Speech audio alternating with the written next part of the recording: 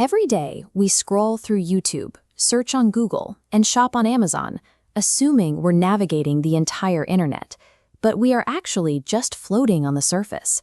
All of those recognizable sites combined make up roughly 4% of the actual web.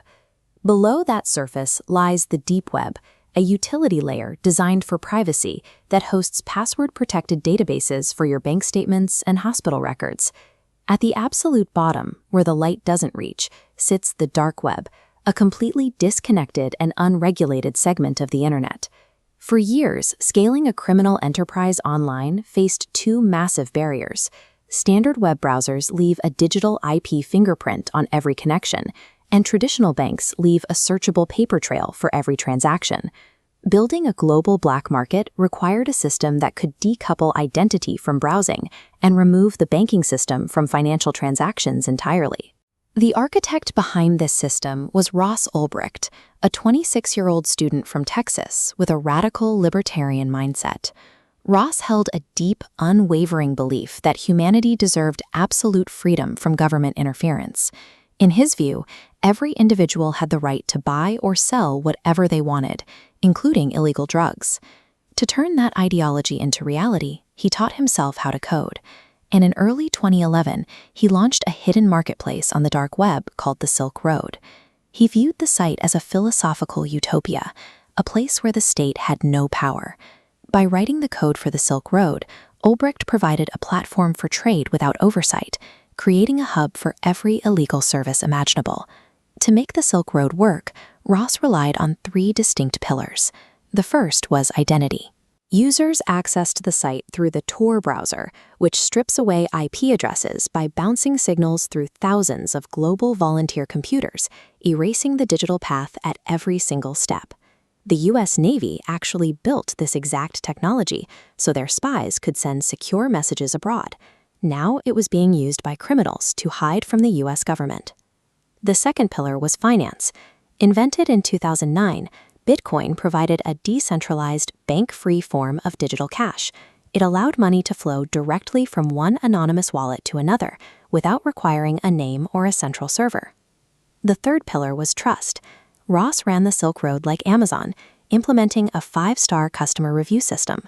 To prevent scams, he built an escrow feature that held the Bitcoin safely until the buyer confirmed their package had actually arrived. For the physical logistics, Ross mandated strict rules. Sellers had to vacuum seal their products, hide them inside ordinary objects like DVD cases or bucks, and ship them through the standard U.S. Postal Service. This allowed thousands of packages to slip right past the drug-sniffing dogs.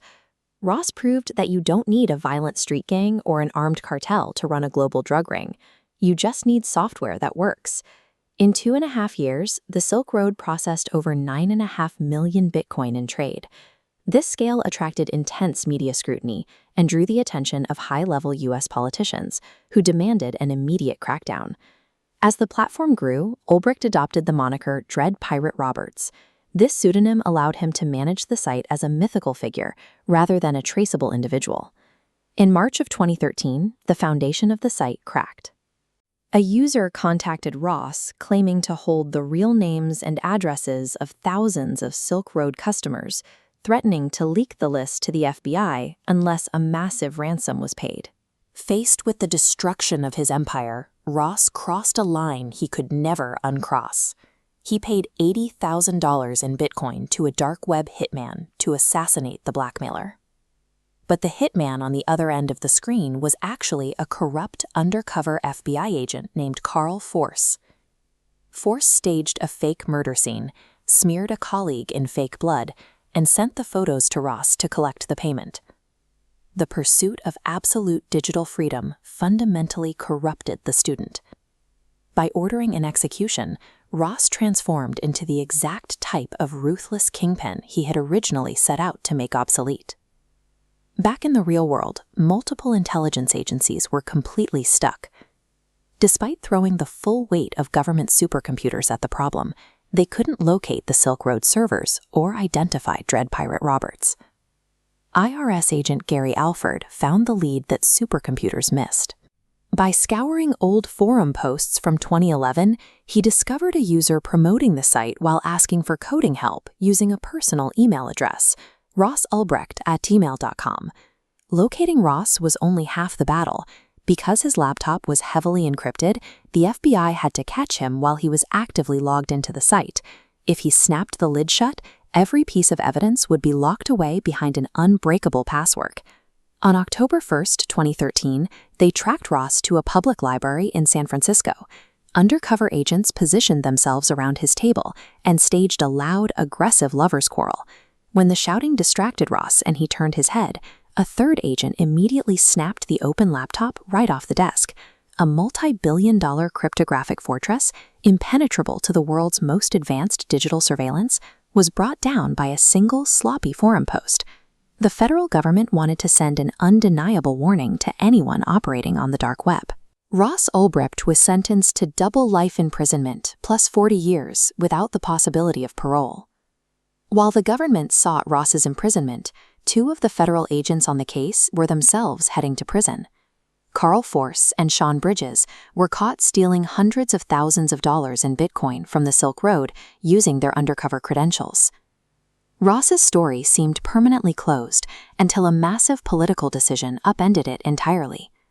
In early 2025, President Donald Trump issued a full and unconditional pardon, freeing Ross after he had served 11 years.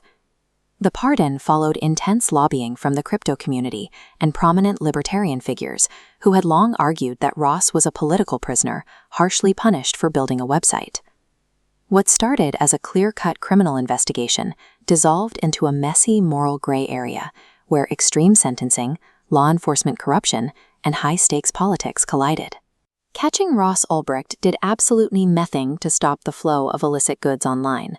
The moment the site was seized, dozens of new, more sophisticated black markets took its place. Ross had already provided the open-source blueprint for exactly how to run a shadow economy. The internet itself is entirely neutral. It gives us unparalleled access to human knowledge and connection. But as the Silk Road proved, when you strip away consequence and identity, that exact same technology provides a perfect, immortal mask for our darkest impulses.